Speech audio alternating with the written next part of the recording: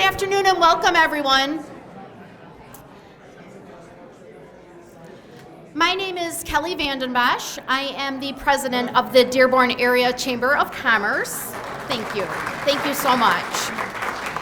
I want to welcome you to the Chamber's first event of 2025, A Tale of Our Cities, featuring Mayor Abdullah Hammoud and Mayor Bazzi of Dearborn and Dearborn Heights. I am thankful for their participation. And on a personal note, I would like to say thank you to them for being such wonderful community partners to the Chamber. It means the world to me. We look forward to hearing from you about what is in store for our cities in the year to come, in 2025. I would also like to recognize my board members that are and the elected officials that are here in attendance. If you wouldn't mind, please standing up for a brief moment so we can applaud you being here. Elected officials and board members, come on now. Please and thank you.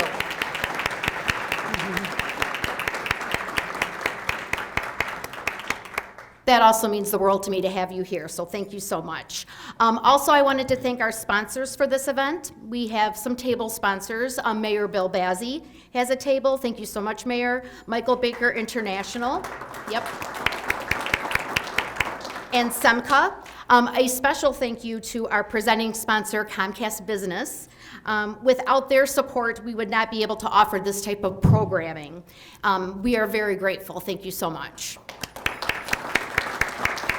I'd also like to thank Greg and his staff here at Park Place. They are getting ready to serve us a wonderful dinner or lunch. The delicious food is going to be great, so thank you so much to Greg and his staff. And for having this lovely space in the cold of winter. So I'm happy to be here. In the center of your table, this is just some notes to take care of. You will find question cards. So if you would like to ask the mayors a question, please write your questions on these cards and hold them up. We will be by to collect them for you. That is how the question and answer section of this event is going to go. Bless you. Please keep in mind that due to time constraints, not all questions will be answered. We do have time constraints. The mayors do need to be elsewhere shortly. So before Mayor Hammoud joins us, I would like to give a little background of his career highlights. Mayor Abdullah Hammoud has been an unwavering advocate for Dearborn for more than a decade. As mayor, he is committed to reinventing government to deliver results for residents across our city. During his 3 terms in the Michigan House of Representatives, Mayor Hammoud pushed for resources and policies to improve quality of life in Dearborn, including securing nearly $100 million in direct investment in infrastructure projects. I now invite Mayor Hammoud to the podium for his remarks. Thank you. Good morning. So we were informed that we have 10 minutes each. I told Bill I'm going to take 5, so he said he's going to take 15. So you can hopefully sleep through his and stay awake during mine. First and foremost, thank you to the Chamber for having us again. This is a phenomenal event that we do annually. Thank you to Mayor Bill Bazzi for being a great partner, and to know that he's a Dearborn Public School graduate. And so we, Dearborn Public School, we graduate our amazing students, and then we place them all across the country so we can brag about it. And so hopefully we'll be taking over a city near you fairly soon. I want to talk briefly about some of the accomplishments that we've had over the last year and what's on the horizon. Most immediately, just yesterday we actually launched a new initiative with a startup out of New Lab in downtown Detroit called House Alert. And what this is in all of our fire and police vehicles, we now have House Alerts technology. So what will happen if you're on the roadway, if the fire lights are on or police lights are on, if you're using your Apple Maps on your phone, if you're driving a Stellantis vehicle, if you're using Waze, an emergency vehicle alert will actually now come through your OEM in the middle of the screen, or it will interrupt whatever you're listening to. It'll come up on your Maps function and let you know that an emergency vehicle is right near you. The beautiful thing is it's now also one of our tow truck providers, JT Krova, also has this on there, and we are working with Dearborn Public Schools to incorporate this in our school buses. And once incorporated in our school buses, one of the complaints that we've heard is many drivers are not stopping once the stop signs come out when a school bus comes to a halt. And so we're working with Hostler upon installation on school buses. We can hopefully modify the language of that alert to let you know that a school bus has stopped and you should stop as well. This is just one way that we're trying to improve road safety across the city of Dearborn. It's great to hear that the Michigan Department of Transportation is incorporating this on all of their vehicles across the state. And speaking with the Detroit Fire Commissioner just yesterday, they will be rolling this out as well across their emergency vehicles and their fleet. And as a city that shares the longest border with the city of Detroit, this is something that's just beautiful, because the more connected communities are, the safer we can make our roadways together. So that's one advancement that we just announced yesterday. Secondly, we're continuing with the park investments that we've had. We're dumping now nearly $40 million into rejuvenating our parks across the city of Dearborn. And specifically, I want to speak to inclusive playscapes. Last year, in the late fall, we opened up Crowley Park. It's the first inclusive playscape across the city of Dearborn. It's a $1.5 million investment. We have a second under construction at Ford Woods, and we're actually going to be announcing a third in the coming council meeting. I see some of my council people, you might not know about it yet. We're announcing a third over at Lapeer Park. And what that means is every resident within the city of Dearborn will be within a 10-minute drive of a fully inclusive playscape so that our children, regardless of need, can play together outside. And so that's a beautiful investment that we're going to make, and happy that it's happening. Lastly, thank you so much. I think the last really major bucket I want to talk about is public safety. We've talked to residents, we've polled our residents, and the number one issue for residents is road safety concern. In the city of Dearborn, we are blessed. We're the second safest large city in the state of Michigan. All major crimes are actually down double digits this year. We're hosting a press conference next week to speak about it. But the number one issue that we hear about is speeding and reckless driving. This year, tickets were up 5%. We're cracking down on reckless driving. But we're also we have a multi-component methodology here. What we call, engineering, enforcement, and education. And so our enforcement is up. That's only one aspect of this. You can't ticket yourself out of the situation. But two, on the engineering aspect, our public health department was able to receive, with the support of State Senator Sylvia Santana, a grant from the Department of Health and Human Services, which we're using to purchase traffic calming measures. So to date, we've already installed about 60 light-up stop signs. We have purchased 300 additional speed humps, which we'll be installing this spring around all parks and schools throughout our city. We're applying for a new grant for $200,000 to improve the signage across all of our schools as well. One of the PTA presidents noticed that not all of our schools have school zone signs around them. We are installing about 25 high-raised concrete crosswalks through another $500,000 grant that we received from the Department of Transportation. And we're going to continue on this process of redesigning roads to also ensure that they improve safety for pedestrian foot traffic, for people who are cycling, and just all around anybody who's utilizing the road. And along that line, last year we were awarded $25 million from the Federal Department of Transportation to transform Warren Avenue from Lanyo to Greenfield. It's a 2-mile stretch. 2025 will actually be the year in which we work with our contractors to come up with a brand new design for this, and then hopefully begin construction in 2026 and complete it, God willing, end of 26, if not 2027, and transform Warren Avenue's 2-mile stretch to hopefully stop from having any pedestrian deaths or major injuries along that roadway. And so it's a top focus for ours. It's the number one concern for residents, and we're going to keep at it. And lastly is education. And so we're working with our police department, our courts, and our legal division to bring back the driver's education programming at our courts. It was actually shuttered in 2018 when the individual that led that program retired. And so we're looking to bring that back. But the most important part of education, honestly, is the education that's happening at home. I am not here to raise anybody's children. I have my own, and I'm focused on raising them. What we need is parents to not give their newly minted drivers, I'm a Ford guy, so don't buy them any Dodge Charger or Dodge Hellcat or anything along those lines, but they don't need any 300, 400, 500 horsepower vehicle. And they especially don't need that vehicle wrapped in limo tints. So if you come to me and you complain about speeding and reckless driving, and this happens times and time again, I had one parent come to me saying the speeding and reckless driving on my street is absolutely awful. I said, great. I said, what is your son? How old is your son? He's like 19. I was like, what does your son drive? A Maserati. I said, your son is part of the problem. That means you're a part of the problem. We have to have these important conversations. We had a 15-year-old student at Fortson High School that was struck by a vehicle right before the new year. It was a 19-year-old driver who ran a red light, who we believe speeding was a factor, and whose car was tinted with limo tints, including the windshield.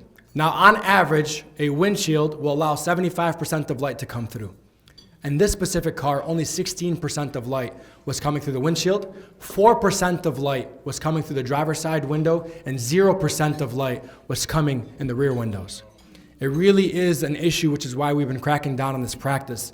But parents, when your children are taking these vehicles that you are paying for on a monthly basis, your name is on that insurance. Understand that you are not risking the life of the young driver you have at home, but you're risking the life of all the drivers that share the roadways each and every single day. In the city of Dearborn, you have Ford Road, Michigan Avenue. We have all the highways coming through us, Warren, Greenfield, Schaefer. We have a lot of traffic on our roads, 50,000 vehicles passing through Dearborn at minimum each and every single day just on Ford Road alone. And so we all have to work collectively to inform and educate the drivers we have at home for all of us to do a better job so we can prevent these tragic accidents from happening. They are all avoidable. We're doing our part, and we're hoping that you'll work with us to do yours as well to help improve the public safety of our city.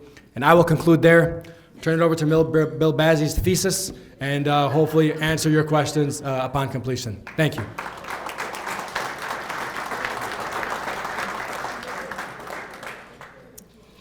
I can just feel the excitement when you speak, and it's fantastic. Thank you so much for everything that you're doing for the city of Dearborn, and I appreciate it very much. And again, just a reminder, if you do have questions, please write out those forms and hold them up, and we will grab them from you. I'm going to introduce Mayor Bill Bazzi. I did want to give you some highlights of his career as well. Born in Lebanon, Mayor Bill Bazzi immigrated to the United States at the age of 12.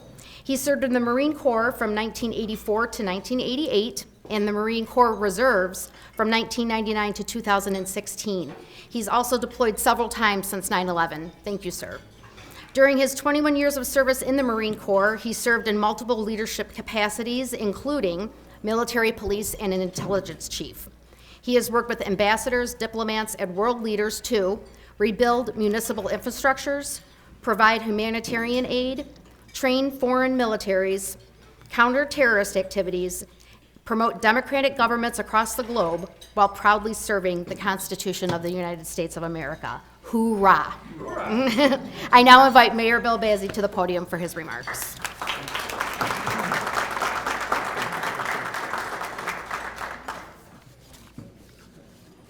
I'm actually going to use my notes. Sorry, Mayor. It's going to be more than 15 minutes. I'm just kidding. So good afternoon, everyone.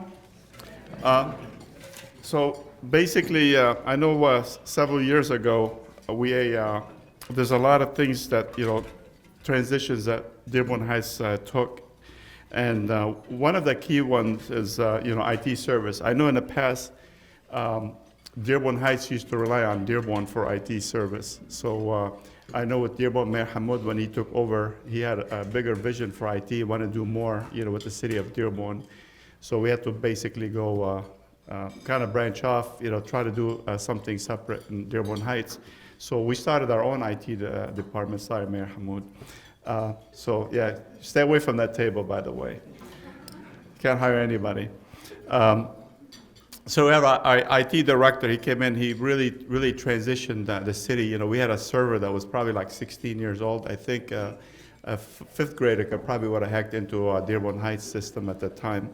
So with the help of our new IT director, he came in. He really helped transition. Put Dearborn Heights ahead of a lot of cities. Again, sorry, Mayor Hammoud. So he did the server upgrade. He did 85% of our computer refresh. The new firewall for fiber optic connections.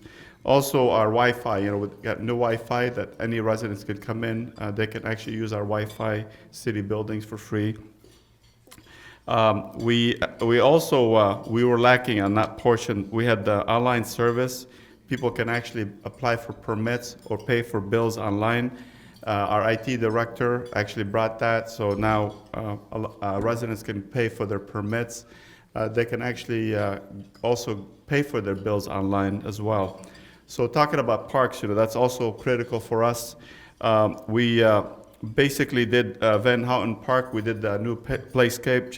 We just did a grand opening, a few months ago, and we also did an outdoor fitness center at Daly Park. Some of the challenges that we've had in Dearborn Heights, and I know part of other side of Dearborn, is that the actual flooding that is caused by the Ecorse Creek, and that really impacts the life of our residents. Especially a lot of our senior citizens live in that area. So we brought in engineering service to Dearborn Heights. We never had engineering service in Dearborn Heights. We were relying on a contractor to do our engineering service. So I brought engineering in-house, and now our engineer actually is in charge of everything that is water and also infrastructure and, our aging infrastructure. So, we're focused on just making sure that we apply for funding. One of the biggest things that we're working on right now is the flood, the Ecorse Creek flood mitigation. And the Army Corps of Engineers, they have several projects, but they're working mostly on this. There's the old incendiary on Powers and Inkster. They're looking at that, so that right now they're in the design phase. So one thing we all learned is don't say studies, because every resident, both Dearborn Heights, they hate the word study, because we have to actually get into the design and implementation phase. So we're working with Congresswoman Rashida Tlaib on some funding, and we're also working with Wayne County Drain Commission to help us. They got $10 million for the Ecorse Creek, and all they're doing for that money, their ARPA money, is to basically clear log jams and clear obstacles, but they're not doing, they're not really digging into the creek or anything like that. They're just trying to clear the obstacles. But we're also working with the DCC, the Downriver community. And also there's a company called Stantec. There's 30%, now we're 30% design complete, and they're doing a one mile demonstration. That's gonna be try to clear some obstacles in 1 mile, and this is one of the most flood prone areas in the city of Dearborn Heights. So the biggest projects we're working on right now is the water distribution system. So with that, we have so many water main breaks in the city of Dearborn Heights. I remember both in the DCC meetings and I've had with the CWW meetings. I mentioned 1 November we had 30 water mains, and I think every mayor that was in both conferences, they're like, my God, the whole conference doesn't even have that in just 1 month. Dearborn Heights had it in 1 month, and that's one of the biggest issues that we're having. A lot of water main breaks. Just like a few days ago, we had 2 or 3 in 1 day. And so that's one of the reasons that a lot of residents complain about water bills, and because it does affect their water billing, is when you have these water main breaks. I was told each water main breaks, each one costs between $20,000 to $30,000, to fix. That's a lot of money. Just imagine that in November, 30 in just 1 day. 1 month, sorry. So one of the things that we're actually applying for a lot of grants, we have grants total $17,140,000. That's just for various water improvement projects and water main replacement. Also, we're working with lead lines. There's a lot of lead lines that we have in the city, as well as the water meter replacement. We have a lot of water meters. They're over 30 years old, and so they have to go. So that's something that we're working on. It's about a 2-year process, and residents already receiving letters, and we're going to replace every water meter in the city. Some other capital projects that we're working on, just to kind of highlight, one of the things is I want to thank Senator Santana and also Aaron Burns. They helped us get $10 million funding for the fire station, a new fire station. One of the fire stations is actually sinking. It's in bad shape, and it was actually completed in '99, but it wasn't built properly. So this is something that we need to replace the fire station. That's the one on Beach Daily. We also got funding for $500,000 from Congresswoman Rashida Tlaib. Thank her for that. That's for the design work for the fire station. We have 2 bridges in the city on the south end of the city near Van Born. That's about a $2.1 million. We got grant, to replace, those bridges. We're also, we have FEMA grants through MSP to help us with control the Rouge River and also the Ecorse Creek watershed. And that's some of the issues that we have in Dearborn Heights also. We have 2 watersheds. We have the Ecorse Creek and also, so we go to Dua and also Detroit. So Dearborn was wise enough to actually go to 1. So that's another factor that we're having in Dearborn Heights. We have 2. And that's, I think it was about 13, 14 years ago when they decided to do that. So I know we're working with SimCog also. They're helping us with some projects. I want to thank SimCog for doing that.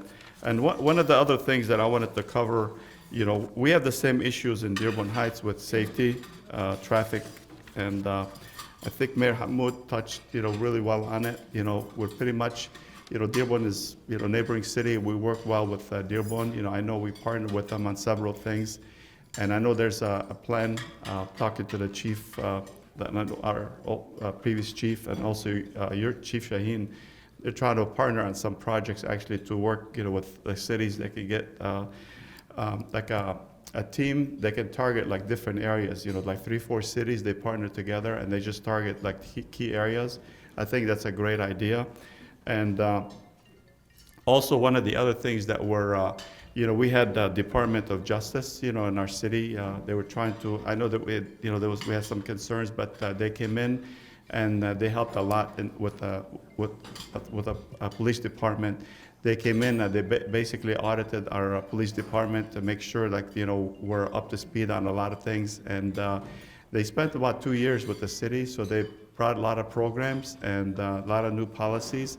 So we're very positive. This is a great year for Dearborn Heights. We have a lot of projects, and the infrastructure. We're applying for a lot of grants, and we've been very, very lucky with the grants. So I want to thank everybody for being here today, and I don't know how they're gonna do their questions and answers. Thank you.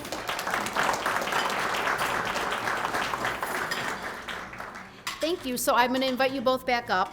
We do have several questions that came through, and John Zadikian is going to read them to you. Right there. The first question is for Mayor Hammoud. Can you give us any updates on the South End Peace Park? Yes, so Peace Park was the name of our grant application that helped us draw down over $30 million. Peace Park West and East have been completed. Peace Park South plans have been approved. We had the utility work completed. This is the DTE, AT&T, and Comcast have gone through. Expected completion for Peace Park South is summer 2025.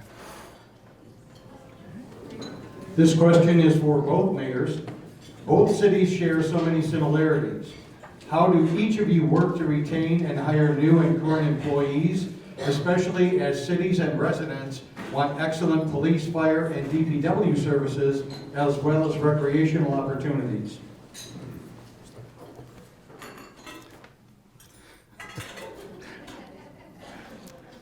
You guys giving up my secret here, trying to hire new people. So I think you should close your eyes, Mayor. No, I mean, one of the biggest things is where we have a lot of union contracts we're going through right now. And I think every city, we've been to a lot of meetings that every mayor, I think throughout the United States and even Canada, they're having issues, getting the right people and keeping them for long periods. And I know some of them, they have issues with trying to keep people even more than 2-3 years. But the best thing is like for our city, like police, we have a great, pension, for retirement, police, fire. And we just recently worked on a TPOM for the clerical, offer them a great contract, try to retain employees, get new talent. And it is very challenging for Dearborn Heights because of our budget. And I don't think it's as big as Dearborn budget, but we're trying to increase revenue so we can offer higher salaries and try to retain good talent in Dearborn Heights. So similarly speaking, we just finished our negotiations actually last year, negotiated 16 union contracts or collective bargaining agreements. And so we had record raises for the first time in the city of Dearborn's history. And so we did a compensation study to assess all the classifications across the region and where we stood. And so for the general employees, they looked at anything between 2% to 30% increases based on the last contract. On average, it was about 7%. We also ratified the police and fire contracts. For the first time in 17 years, our police department is fully staffed at 188 officers. We're exploring adding 5 more officers, God willing, by this summer. And our fire department is at 151 firefighters, which is the highest number of firefighters in the city of Dearborn's history. A part of that success was receiving a SAFER grant from the federal government, which pays for 12 of our firefighters for the next 3 years. So we've been very lucky to have a fire chief who's been successful in that. And so if you want to retain staff, you got to pay staff. That's just the honest to God truth. We also amended our contract agreements to allow a 3-2 flex schedule. So 3 in the office, 2 at home if your job permits. And so you really have to look at how you make those improvements. And with the support of council in this last council meeting, we received a grant from the state of Michigan, and we're actually now going to update all of our work environment. And so the cubicles we currently use were donated to us by Ford Motor Company, thank you, back in the 70s. And so we're finally getting rid of the 70s retro look. We're updating. If you want high retention rates, make sure when they come to work, they're working in a place that's dignified for the work that they're doing. And hopefully we'll have all those improvements completed by this summer as well. Thank you. This next question is also for both of you. Can you update us on Dearborn Hills and Warren Valley?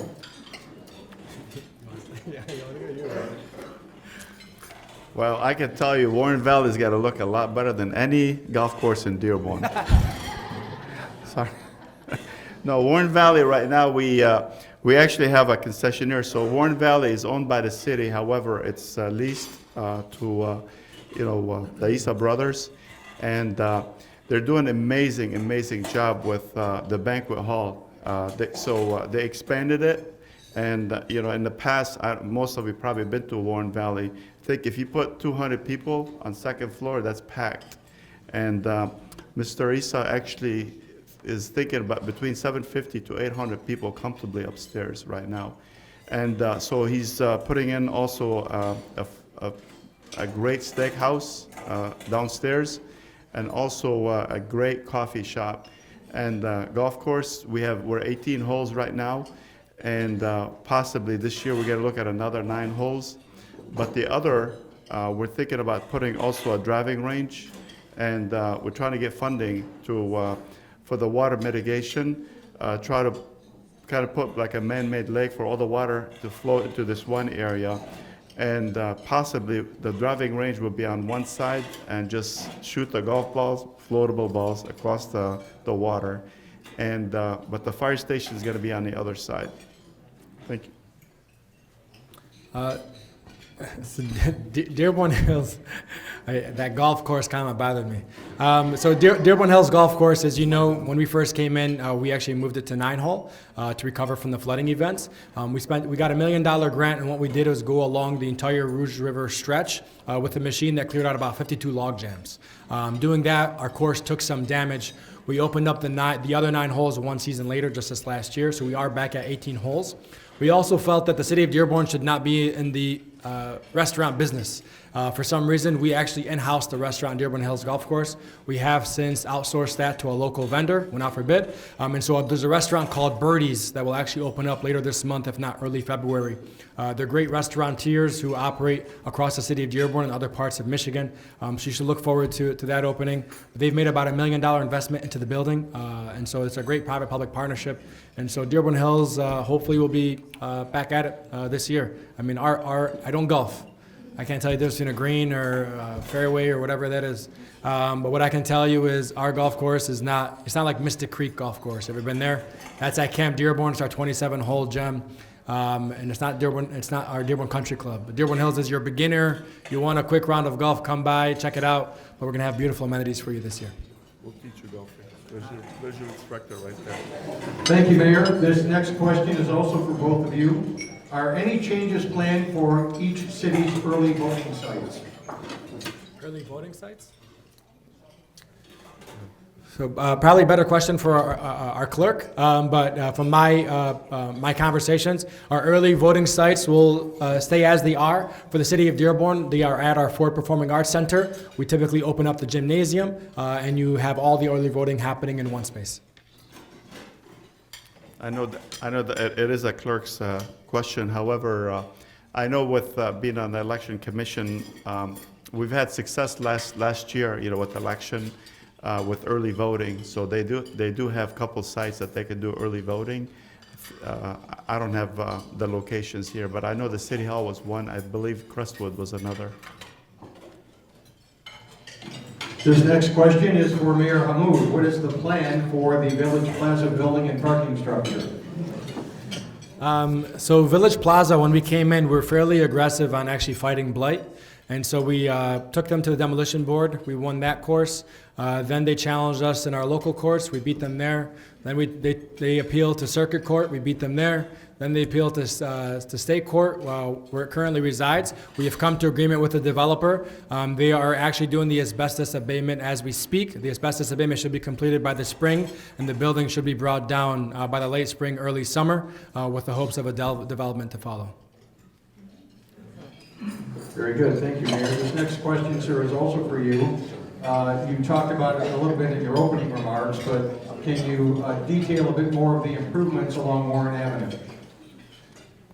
So the goal of the improvements are to improve road safety traffic across the entirety of the Warren Avenue stretch. At the same time, the Warren Avenue has its own business corridor, the equivalent to a DDA. And what we have done in this last year was go out for a full facade redesign as well, to embrace the Arab American business owners that are along the stretch, not only from Lanyo to Greenfield, but Lanyo, frankly, all the way through Southfield, as well as in our conversations with the city of Detroit. And so what we've done, we've actually launched a multi-million-dollar facade improvement program for the business owners along Warren Avenue. So in addition to the reconstruction of Warren Avenue fully, so that includes the roads, the sidewalks, the lighting, and all the underground stormwater infrastructure, we're offering grants to the business owners along Warren Avenue up to $200,000. And all that's required for the business owners, a 10% match. And what is required is we come up with a facade design for your building. You agree to that facade design and agree to maintain that for up to 5 years, and you can qualify for those funds. And so basically what we want is, while the design of Warren Avenue is happening with the construction of Warren Avenue, you're also going to see a brand new, beautiful look to Warren Avenue. That should all be completed by 2027. Thank you. This next question, Mayor Bazzi, is for you. You touched upon the location of the new fire station, but the person who wrote the question wants to know, how will residents be impacted by the new location?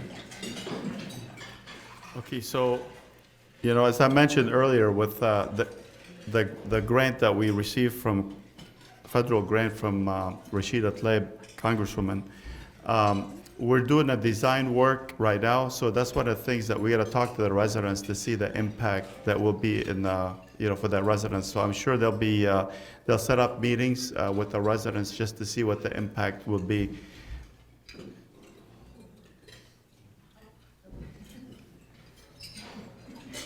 We were just going over the next question.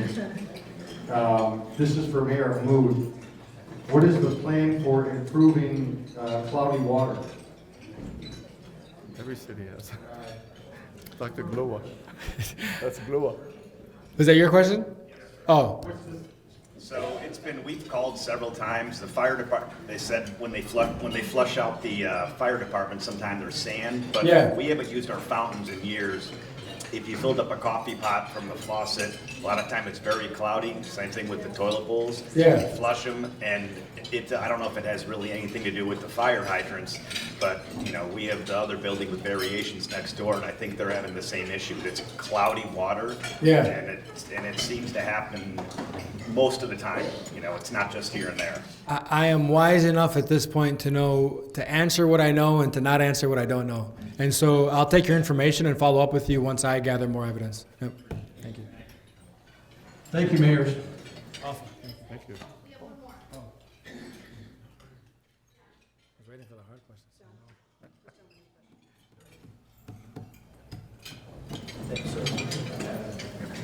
This question for the two mayors, one of you guys. The question is that with the upcoming administration next week, we might be expecting some visitors from the ICE agency to the immigrants community in both cities? If there is any plan, how are you going to work with this issue? Thank you. Your administration, you want to start? I'll find out next week. No, I know there's a meeting that we do monthly.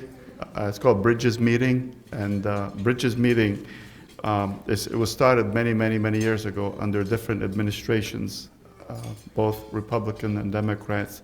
One of the key issues, that is discussed at the Bridges Meeting. Well, first, every entity is represented at Bridges Meeting. So we just had one last week. I think week and a half. They talk about the issues, with so ICE is actually at the meeting. Department of Homeland Security, the FBI. There's different agencies, other agencies are also present. And that's some of the issues that they talk about. Whatever the community has issues with any of those entities, government entities, they actually go through and address them. So I advise you, if you have any particular concern, to bring those up. And I usually go to every meeting. For the last several years we've been attending. But right now there's, I don't know what the concern is, because we haven't heard anything. As a mayor, I haven't heard nothing, because they usually, if anybody's going to come through any type of, I guess, law enforcement or anything like that, they will get a hold of our police department. So we haven't heard any. I haven't heard anything yet, and we're just in a meeting a week and a half ago. So I'll try to answer this based on the experience of what happened in 2016. In 2016, how Dearborn residents were largely impacted was actually through the Muslim ban. When the Muslim ban came in, a lot of folks who were here documented legally with visas, their visas were canceled.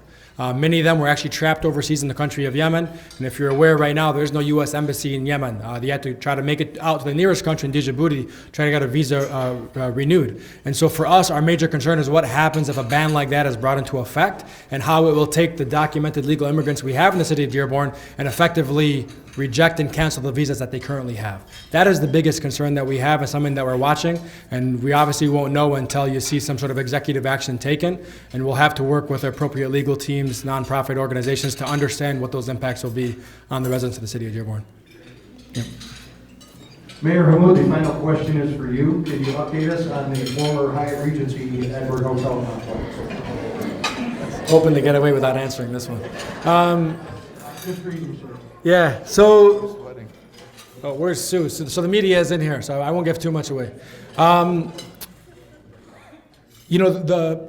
three biggest blighted buildings in Dearborn, largely speaking, you have the Oakman Boulevard Apartments, which are 3 apartment buildings on Oakman Boulevard near Michigan Avenue. Demo contract was just approved this last council meeting, and those will be brought down in the spring. You have Village Plaza, just give you that update. That building will be brought down by this summer. Then you have the Hyatt building. The Hyatt building went through a sheriff's auction most recently, just a few months ago, and you have a new owner out of Florida. Now, we have had many conversations with this developer, and they have brought forth what their plans are. I can't speak more than that at this point. I'm kind of the individual that I don't want to give hope if hope is not there yet, because this building has gone through so many owners. But we're a little bit more optimistic with this developer, God willing. And so hopefully we'll have something to announce in the next few months. Yeah.